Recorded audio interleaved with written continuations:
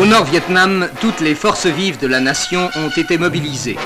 Et dans la plupart des usines, les femmes ont remplacé les hommes devant les tours et les machines-outils.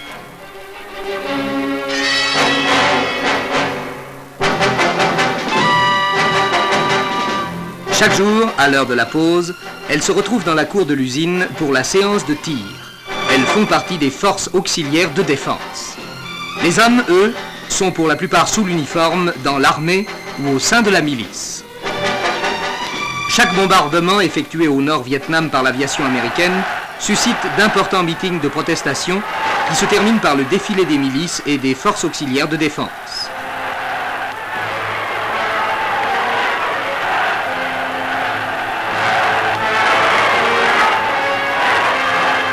Les engagements volontaires sont enregistrés au ministère de la Défense. Certains, dit-on, signent de leur propre sang. Au cours de l'entraînement qui est poussé au plus haut degré, toutes les situations de la guerre de jungle sont reconstituées et le close combat y est pratiqué dans la meilleure tradition des commandos.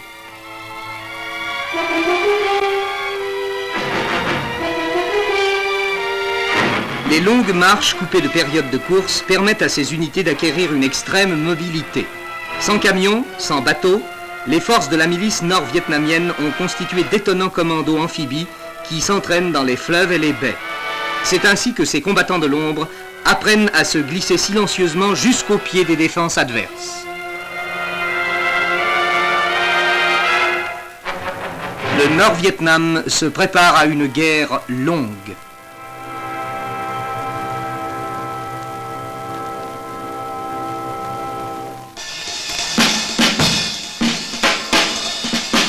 D'un numéro de cirque, les Allemands ont fait un sport qui vient de connaître sa consécration annuelle avec les championnats nationaux disputés à Neukirchen en Sarre. Grâce au tremplin élastique, le moins doué des athlètes possède instantanément une détente 3 ou 4 fois supérieure à celle de Valérie Brumel. La mise sur orbite étant réalisée, le reste n'est plus qu'une question de goût et de tempérament. Dans une harmonieuse succession de sauts périlleux, de pirouettes et de sauts carpés avec ou sans tire-bouchon, chaque concurrent doit présenter le programme le plus complet, le plus varié et le plus attractif, en attendant de pouvoir le faire un jour sur la Lune et sans tremplin.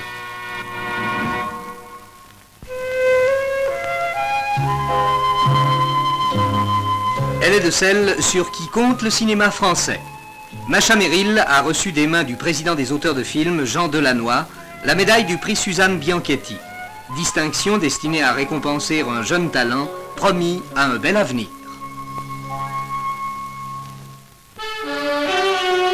À Londres, le talent se mesure au centimètre. Le moyen de faire autrement, lorsque, comme Martine Carroll et quelques autres, on doit choisir entre une Miss France fort convaincante et 15 autres spécimens assez remarquables de la race humaine pour désigner la plus belle fille du monde. Reconnaissons qu'il n'était pas facile pour le jury de Londres de se faire une opinion objective. On a beau se dire qu'il ne s'agit chaque fois que d'un certain poids de chair et d'os, on est bien obligé de buter sur certaines différences. Miss États-Unis, Diana Lynn-Batts, 19 ans, blonde à souhait, était favorite. Mais ce sont les arguments de la Britannique Leslie, également blonde, aux yeux myosotis, qui firent pencher la balance.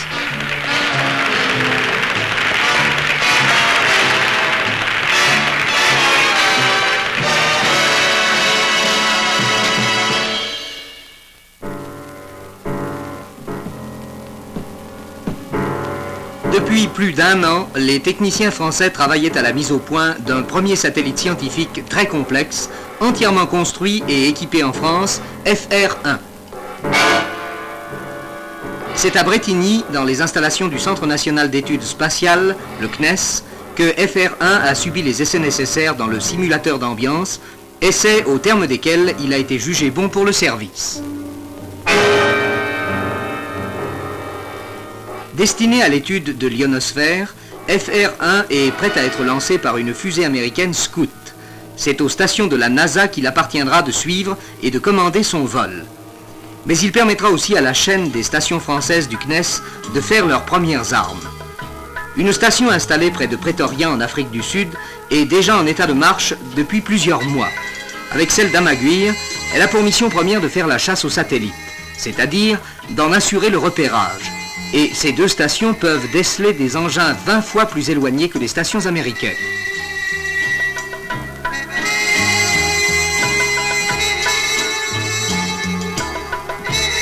La plus récemment installée de la chaîne des stations de télémesure et de télécommande du réseau français est celle du Liban. Au moment des tirs à partir de la base d'Amaguir, elle sera la première à fournir un diagnostic de satellisation. Elle donnera les premiers renseignements sur la vie du satellite dans l'espace. Le centre de Bretigny, quant à lui, jouera un rôle essentiel. Station de télémesure, il sera aussi le centre d'opération où seront décidées les tâches opérationnelles du réseau. C'est ici que parviendra l'ensemble des informations et des enregistrements de télémesure et qu'un calculateur électronique en effectuera le dépouillement. Testé lors du vol de FR1, le réseau entrera vraiment en fonction avec le vol de D1. Moins important, D1 est un satellite technique. Il a pour mission de permettre l'étude en ambiance spatiale du matériel qu'il emportera. D1 a été conçu par le CNES pour être mis sur orbite par le lanceur français Diamant dès le début de 1966. Diamant est une fusée dont les 3 étages avaient déjà donné satisfaction séparément. Son lancement sera assumé par les techniciens de l'armée. Pour eux, à Saint-Médard, près de Bordeaux, le montage de la fusée était une répétition générale. Après avoir mis en place l'interétage qui constitue le compartiment des équipements et fixé au-dessus le 3e étage, ils ont ajouté une capsule expérimentale A1. A1 est un satellite du type premier Spoutnik. Le rôle essentiel de ce satellite expérimental est d'assurer une émission de signaux radio pour permettre la vérification ultime du processus de lancement. Ce processus comporte une série d'opérations complexes dues au fait qu'il s'agit d'un lanceur à 3 étages choisi pour réaliser de sérieuses économies d'énergie. À la 91e seconde, le premier étage, Émeraude, s'éteint, se sépare. Le second étage, Topaz, s'allume. À la 280e seconde, doit s'opérer la stabilisation gyroscopique. La jupe de liaison doit s'ouvrir et libérer le 3e étage qui devra porter sa vitesse à plus de 8 km/s pour injecter le satellite sur orbite. Aussi modeste que puisse paraître ce programme, la France est en mesure de devenir en 1966 la 3e puissance spatiale.